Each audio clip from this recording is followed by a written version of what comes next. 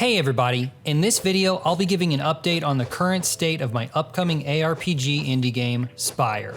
I'm going to be showcasing the updated world map, discussing my process of getting the game to the state that it's in now, and talking about my plans for a demo release and eventually the game's early access release. So with that being said, let's jump in. It's been quite a while since I've posted an update. My last update video was over 6 months ago, and there's a lot of reasons for that. Lately, I've been working on other projects and I've also had some life stuff just come up, but the main reason is because I took a bit of a break from Spire. Taking a break from my game wasn't planned, but it was much needed.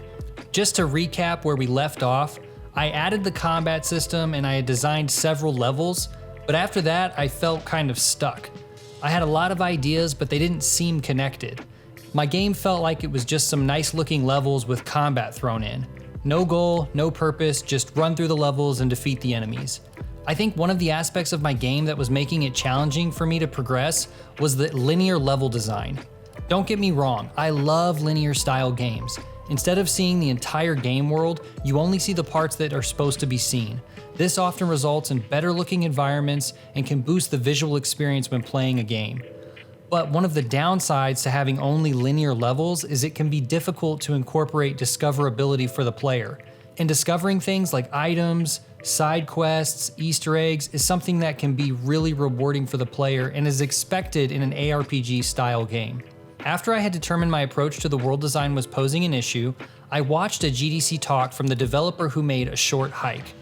This talk was titled Crafting a Tiny Open World and was a post-mortem about the dev's game. There are a lot of helpful tips the speaker provided about making a game, so I'll leave a link in the description to the video. One of the most helpful things the dev talked about was his planning process for his game. He developed a timeline for the game's progress and categorized the features for his game into 2 different categories. One category included features that were a must-have in order for the game to release.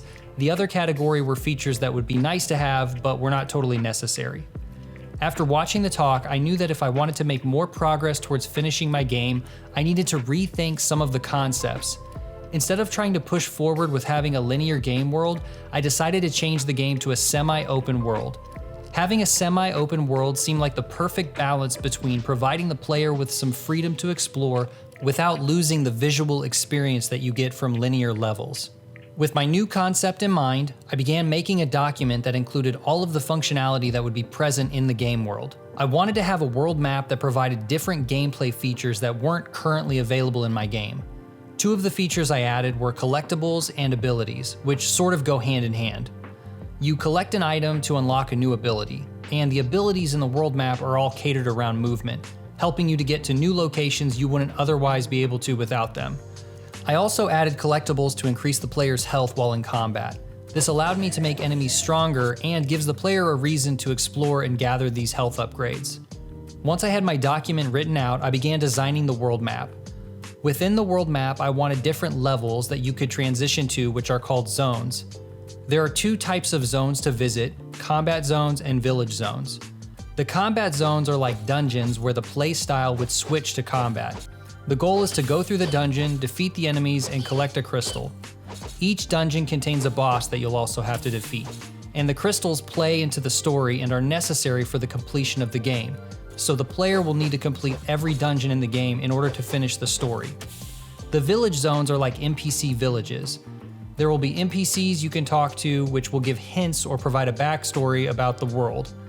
At this time, I don't plan on having side quests as I need to limit my time to working on the core concepts of the game. But some of the conversations you have with an NPC may feel like a side quest, as they might help you discover an item's location based on the dialogue.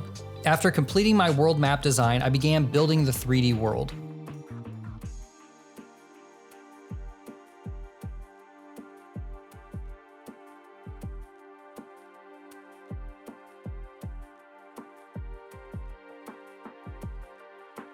I used a really cool technique that I developed in order to incorporate the zones in my game world.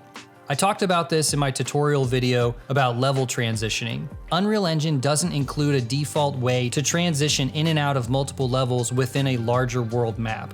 The Unreal Engine way of doing this is through a process they call level streaming. But the way that I do it is by overriding the player start component That way I can have multiple player start components within my world map and plug those into wherever zone I'm exiting in and out of. If you'd like to learn how to do this in Unreal Engine, I'll post a link to the tutorial video. My game world is split into two halves, with the player not being able to access the second half until a certain point in the game. Think of GTA 3 when you couldn't get to the other areas early in the game because the bridge was down. I've built most of the first half of the world, but I'm still adding things to make it more interesting and visually appealing. I'm also trying to optimize the game along the way, which is always a challenge when having a large game world. As I mentioned previously, the gameplay in the world map versus the combat zones will be different.